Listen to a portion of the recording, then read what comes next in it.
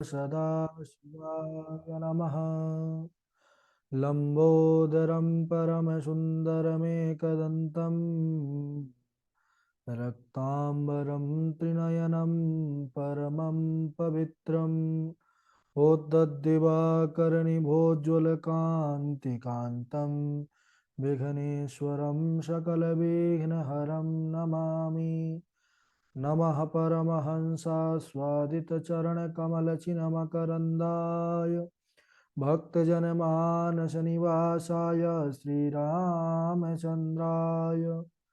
कृष्णत्वदीयपदपङ्कजपञ्जरान्ते अद्यैव मे विशतु मानसराजहंसः प्राणप्रयाणसमये कफवातपित्तैः कण्ठावरोधनविधौ स्मरणं कुतस्ते ध्याये नित्यं महेशं रजतगिरिनिभं चारुचन्द्रावतंसं रत्नाकल्पोज्ज्वलाङ्गं परशुमृगवराभीतिहस्तं प्रसन्नं पदमासीनं समन्तास्तुतममरगणैर्व्राघ्रकृत्यं वसानं विश्वाद्यं विश्वबीजं निखिलभयहरं पञ्चवक्त्रं त्रिनेत्रं करचरणकृतं वा कायजं कर्मजं वा श्रवणनयनजं वा मानसं वापराधं विहितमविहितं वा सर्वमेतत्क्षमस्व।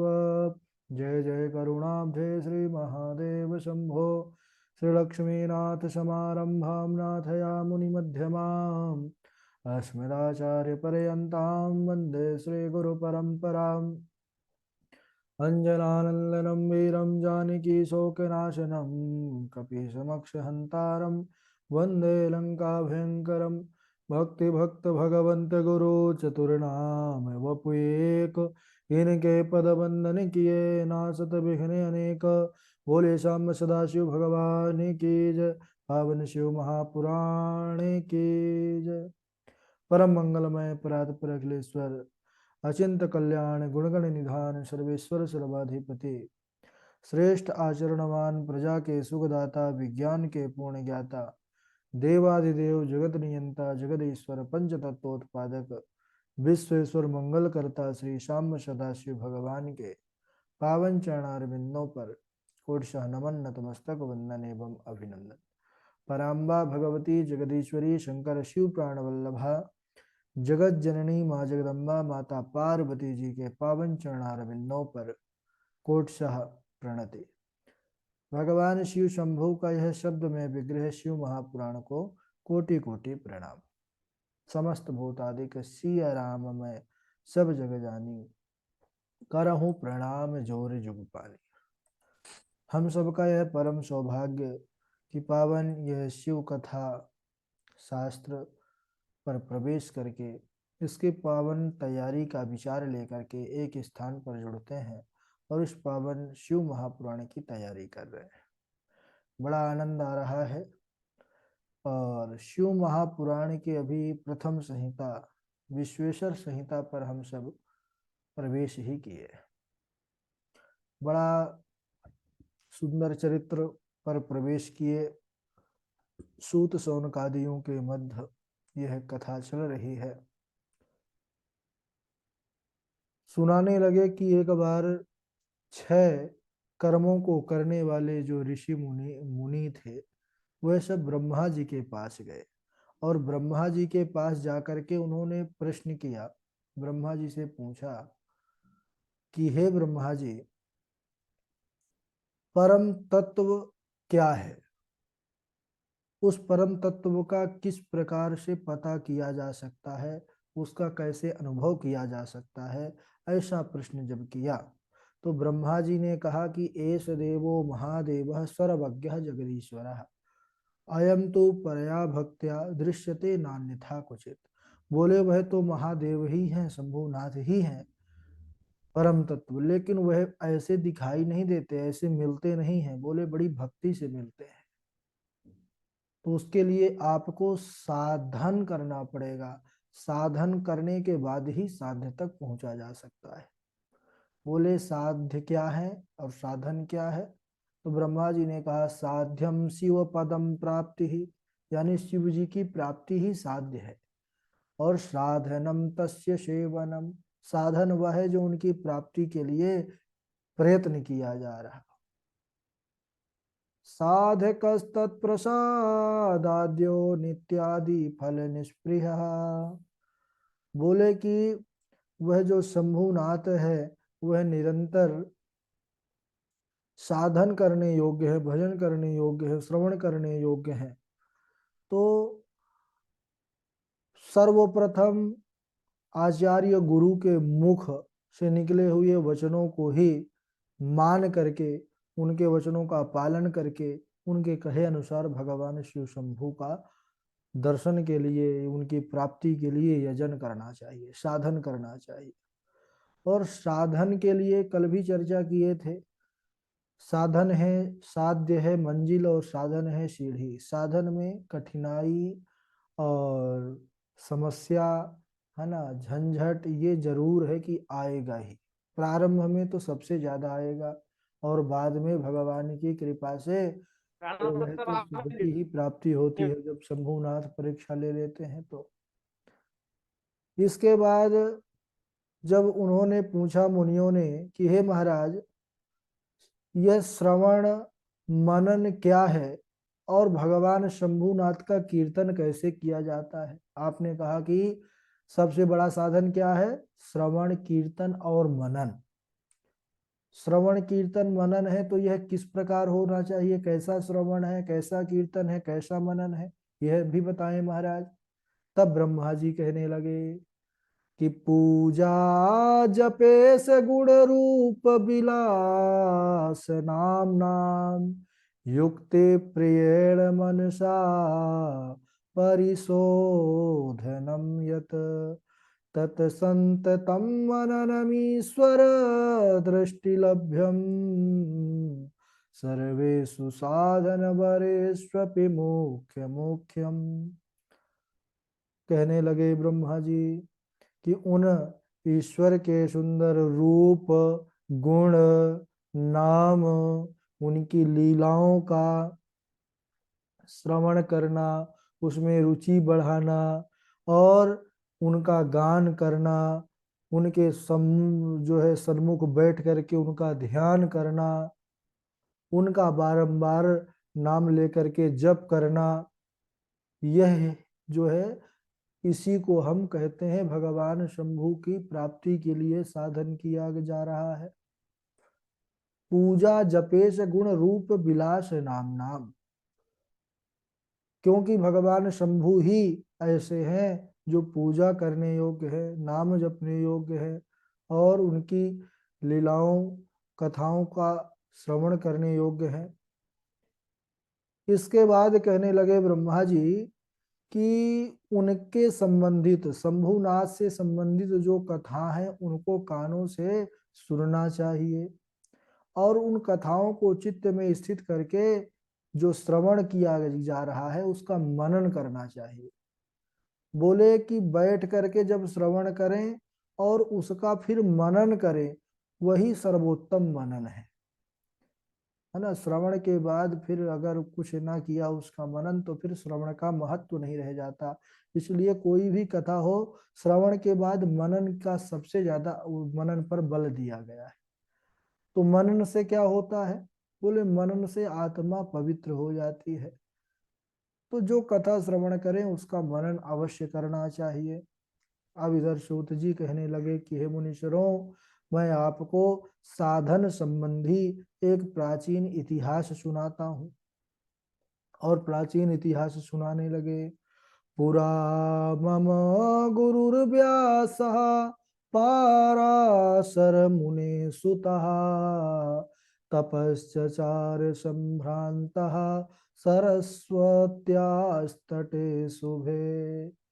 कहने लगे कि एक समय की बात है, पुरा मम गुरुर्व्यासः, मेरे गुरु कौन? बोले व्यास जी। पाराशर मुने सुतः, सुत यानी पुत्र। किसके पुत्र? बोले पराशर मुनि के जो पुत्र हैं उन वेद व्यास जी कहाँ पर? बोले सरस्वत्यास तटे सुचे, सरस्वती नदी के तट पर तपस्या कर रहे थे महाराज, ध्यान कर रहे थे। उसी समय वहां पर सनकादि कुमार आए, चारों मुनीश्वर वहां पर पधारे और उन्होंने पूछा कि हे व्यास जी, आप यह क्या कर रहे हैं।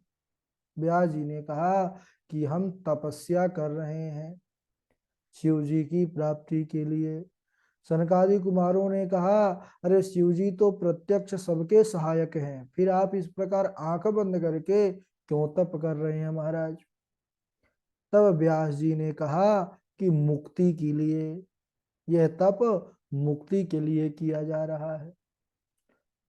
सनकादि कुमारों ने पुनः कहा कि हे व्यास जी, भगवान शंकर का जो कथाओं का श्रवण है, मनन है, उनका चिंतन है, यह महत्तर साधन कहे गए हैं। तीनों महत्तर यानी मुक्ति का एक प्रमुख साधन कहा गया है, और तीनों वेद सम्मत भी हैं, वेदों ने भी यही कहा है। व्यास जी, पूर्व काल में मुझे भी ऐसा भ्रम हुआ था। सनकादि कुमार कह रहे हैं कि मैं भी ऐसे ही ध्यान कर रहा था आंख बंद करके, मंदराचल पर्वत पर जाकर तपस्या करने लगा था, परंतु भगवान शंकर की कृपा से नंदिकेश्वर ने मुझे आकर के फिर सुंदर उपदेश किया कि शिव जी का जो श्रवण है, कीर्तन है, मनन है, उसी से ही मुक्ति प्राप्त हो जाती है। तब मेरा सारा भ्रम दूर हो गया, चला गया। अतः हे व्यास जी, आप भी ऐसा ही करें, ऐसा सनकादि मुनियों ने कहा। यह कह करके चारों भैया सनक, सनंदन, सनातन, सनत कुमार चल दिए आगे की ओर।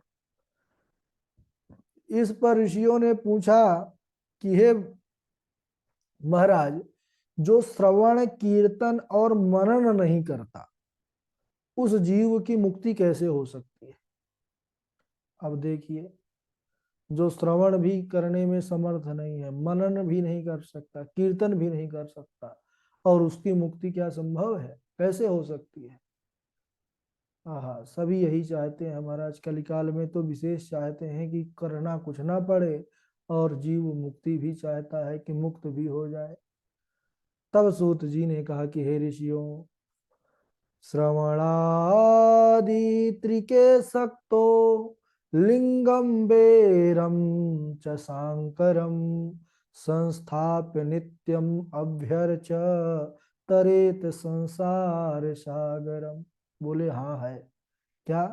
बोले जो श्रवण, कीर्तन, मनन करने में सामर्थ्य नहीं है, यह अनुष्ठान नहीं कर सकता है, तो उसको चाहिए कि भगवान शंकर का सुंदर मूर्ति या भगवान शिव का ज्योतिर्लिंग स्थापित करे और उसका नित्य प्रति पूजन करे।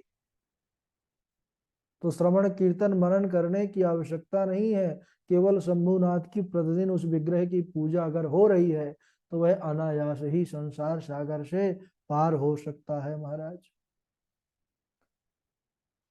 ऋषिगणों ने पुनः कहा कि हे महाराज, मूर्ति में तो सभी देवताओं की पूजा होती है, लेकिन भगवान शंभु का मूर्ति और लिंग दोनों में ही पूजा होती है, ऐसा क्यों, क्यों की जाती है, यह हम जानना चाहते हैं। तब सूत जी ने कहा कि हे मुनीश्वरों, आपका यह प्रश्न बड़ा उत्तम है, बड़ा पवित्र है, और इस विषय में, क्योंकि आपने ज्योतिर्लिंग के विषय में प्रश्न किया है, क्योंकि समस्त देवताओं की मूर्ति विग्रह की पूजा होती है, लेकिन भगवान शंभु की मूर्ति विग्रह की भी पूजा होती है, और उनके ज्योतिर्लिंग की भी पूजा होती है। तो ऐसा क्यों है। तो बोले, ज्योतिर्लिंग की विषय में कहना तो साधारण मनुष्यों के विषय की बात ही नहीं है, बस की बात ही नहीं है। बोले, यहाँ पर कौन वर्णन कर सकता है। बोले, अत्र वक्ता महादेवो नान्योस्ति पुरुषः क्वचित। बोले, यहाँ पर केवल महादेव ही वक्ता हो सकते हैं, वही महिमा बता सकते हैं, और किसी पुरुष के समर्थ नहीं है कि उसका यथार्थ प्रतिपादन कर सके। इस विषय में भगवान सदा शिव ने ही जो कहा था, उसे मैंने गुरु जी के मुख से सुना था, अब उसी तरह मैं आपसे भी वर्णन कर रहा हूँ, आप श्रवण कीजिए। बोले कि भगवान शिव शंभु का जो स्वरूप है वह ब्रह्म स्वरूप है। ब्रह्म वेद स्वरूपम निजम निर्गुणम निर्विकल्पम निरीहम। तो ब्रह्म रूप होने के कारण वह निष्कल यानी निराकार कहे गए हैं, और रूपवान होने के कारण वह सकल साकार भी कहे गए हैं। तो शिवलिंग जो भगवान का है वह उन सदा शिव के निराकार स्वरूप का प्रतीक है, यानी भगवान निष्कल है, निराकार है। यह शिवलिंग किसको दर्शाता है? बोले निराकार परमात्मा का। और जो भगवान शिव की मूर्ति है वह साकार सकल साकार होने के कारण वह मूर्ति विग्रह के रूप में उनकी पूजा होती है। तो भगवान शिव शंभु की दोनों स्वरूपों में पूजा होती है, और यह तत्व अन्य देवताओं में नहीं है। यही कारण है कि केवल ब्रह्म तत्व सदाशिव को ही प्राप्त है। और यह ऐसे ही नहीं, बोले सदाशिव का ब्रह्मत्व वेदों के सारभूत उपनिषदों से सिद्ध होता है, प्राप्त होता है। वहां पर जो प्रणव का प्रतिपादन किया गया है, हम सब जब मंत्रों को पढ़ते हैं तो हर मंत्र के पहले ओम, यह प्रणव हमको प्राप्त होता है। तो ओंकार के रूप में जो है प्रणव का प्रतिपादन किया गया है, तो ओम तत्व रूप से भगवान शिव का ही वहां पर प्रतिपादन किया गया है। इस प्रकार इसी प्रकार पूर्व में मंदराचल पर्वत पर भगवान ब्रह्मपुत्र सनत कुमार मुनि नंदिकेश्वर से प्रश्न किए थे। नंदिकेश्वर यह भगवान शिव के ही स्वरूप है, क्योंकि भगवान शिव अपना ही स्वरूप इनको प्रदान किए हैं। तो नंदिकेश्वर ने उस समय स्पष्ट कहा था सनकादि कुमारों से कि भगवान शिव का जो लिंगेश्वर रूप है वह लोक सम्मत है, और भगवान शिव का साकार मूर्ति विग्रह हो गया, और निराकार जो है उनका ज्योतिर्लिंग हो गया, और इसको वेद ने भी आज्ञा दी है। सनत कुमार जी ने अब लिंगेश्वर की उत्पत्ति का वर्णन पूछा है। तब नंदिकेश्वर ने बड़ा सुंदर किस प्रकार से और कब से लोक में भगवान शिव के उस निराकार ज्योतिर्लिंग का स्वरूप प्रकट हुआ, और किन्होंने सबसे पहले पूजा की, इसके विषय में हम अगले दिवस श्रवण करेंगे। बड़ी सुंदर कथा है, बड़ा सुंदर वर्णन है शिव महापुराण में कि कैसे यह ज्योतिर्लिंग जो हम शिवलिंग की पूजा करते हैं, यह कब से इसका शुभारंभ हुआ। तो बड़ा पावन वर्णन है। आज यहीं तक, श्लोक काफी हो गए हैं, बारी बारी से श्लोक सुनाएंगे। सर्वप्रथम हमारे परशुराम जी नहीं जुड़े हैं क्या आज? वाह, छुट्टी मार दी है भाई। ठीक है, पावनी सुनाएंगी। नंद किशोर जी हैं, विशाल जी हैं, प्रियम जी हैं, कविता जी हैं, डॉक्टर हृदय शर्मा जी हैं, धारणा चैतन्य जी हैं, कार्तिक जी हैं। चलिए। गुरु जी चरण स्पर्श प्रणाम। हाँ जी। गुरु जी मैंने शुल्क जमा कर अच्छा अच्छा अच्छा, ठीक है, तो आप ठीक है, उसका धन्यवाद। स्क्रीनशॉट भेज दीजिएगा। हाँ मैंने भेज दिया गुरु जी आपको भेज स्क्रीनशॉट उसका। ठीक है, तो कक्षा के बाद देख लेते हैं ना। जी जी, धन्यवाद गुरु जी, चरण स्पर्श। पावनी श्लोक सुनाएंगे। राधे राधे गुरु जी। जी, राधे। राधे राधे गुरु जी। वेदांत सार सर्वस्यं पुराणं अरे चैव कथा तो मुत्तमं लास्ट तो सर्वा। होने दे।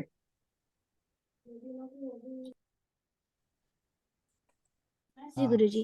वेदांत सार सर्वस्वं पुराणं चैव मुत्तमं सर्वागोगोधारकरं परत्परमार्थदम् यद्यपि यथा श्रुति जसमति मोरी कहियो देखी प्रीत अति तोरी राम सिया राम जय जय राम। दिने दिने अश्वमेधस्य फलं प्राप्नोत संशयं तावत् कलिमहोत्पाता संचरिष्यन्ति निर्भया यावत् शिव पुराणं हि नोदेष्यति जगत्यहो। राधे राधे गुरु जी। हाँ, राधे राधे। ठीक है, नंद जी सुनाएंगे। गुरु जी राधे राधे। राधे राधे। वेदांत सार सर्वस्वं पुराणां चैवमुत्तमं सर्वभौगोद्धारकरं परत् परमार्थदम् दिने दिने अश्वमेधस् फलं प्राप्नोत्य संशयम् तावत् कलिमहोत्पाता संचरिष्यन्ति निर्भया यावत् शिवपुराणानि नोदस्यन्ति जगत्तयो। जी गुरु जी राधे राधे। ठीक है, नंद जी के बाद सुनाएंगे प्रियम जी, फिर कविता किशोरी जी हैं, विशाल जी हैं।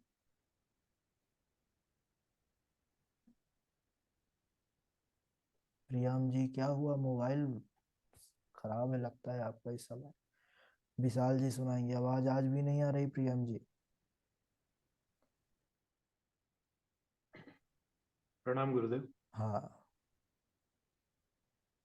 वेदांत सार सर्वस्वं पुराणं चैवमुत्तमं सर्वाघोघोद्धारकरं परत्र परमार्थदम् दिने दिने अश्वमेधस्य फलं प्राप्नोत्य संशयम् तदपि यथा श्रुति तदपि यथा श्रुति जसमति मुनि कही हूँ देखी प्रीत अति तोरी तावत् किल महोत्पाता संचरिष्यन्ति निर्भया यावत् शिव पुराणम ही नोदेष्यति जगत्यो। प्रणाम गुरुदेव। बहुत बढ़िया। हाँ प्रियम जी, अब शायद माइक चालू हो गया आपका। हाँ गुरुजी, अभी हमने मोबाइल से कनेक्ट किया है, पहले हम लैपटॉप से कनेक्टेड थे, पता नहीं क्या गड़बड़ हो रही है। अच्छा, लैपटॉप से तो हो सकता है माइक में इशू आ रहा है, थोड़ा सा उसको देख लीजिएगा ना। ठीक है गुरुजी। वेदांत सार सर्वस्वं पुराणं चैवमुत्तमं सर्वाघोघौ धारकरं परत्र परमार्थदम् दिने दिने अश्वमेधस्य फलं प्राप्तुनोत्स्य संशयम् ठीक है। तावत् कलिमहोत्पाता संचरिष्यन्ति निर्भया यावत् शिवपुराणं हि नोदेष्यन्ति जगत्स्यो। राधे राधे गुरु। राधे राधे। ठीक है, और प्रणाम गुरु जी राधे राधे। हाँ कविता जी सुनाइए। वेदांत सार सर्वसं पुराणं चैवमुत्तमं सर्वघोघोदारकं परं परमार्थदम् दिने दिने अश्वमेधस्य फलं प्राप्नोति संशयं तावत् कलिमहोत्पाताः संचरिष्यति निर्भयाः यावत् शिवपुराणं हि नोदेष्यति जगत्योः। ठीक है, डॉक्टर साहब सुनाएंगे हमारे हरिदत्त शर्मा जी। राधे राधे गुरु जी। राधे राधे।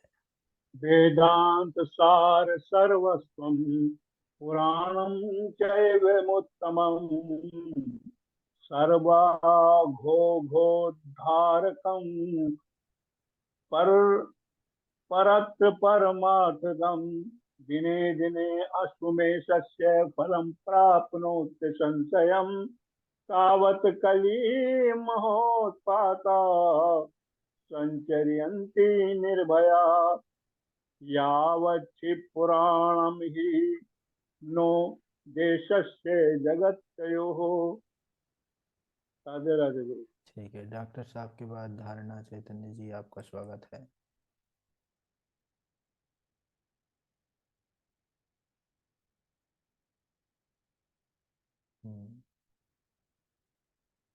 अच्छा, धारणा चैतन्य जी सुन पा रही हैं? व्यस्त हैं शायद। राधे राधे गुरुजी। हाँ राधे राधे।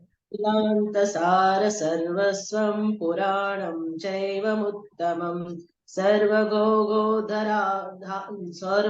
गोधाराकरं परत्र परमार्थदम् दिने दिने अश्वमेधस्य फलं प्राप्नोत्यसंशयम् तावत् कलिमहोत्पाता सञ्चरिष्यन्ति निर्भयाः यावत् शिवपुराणं हि नोदिष्यते जगत्यहो।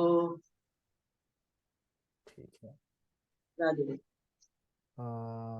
आज वक्तव्य किनका है? मेरा गुरुजी, मेरा हाँ नंद हाँ, किशोर। ठीक है नंद किशोर जी।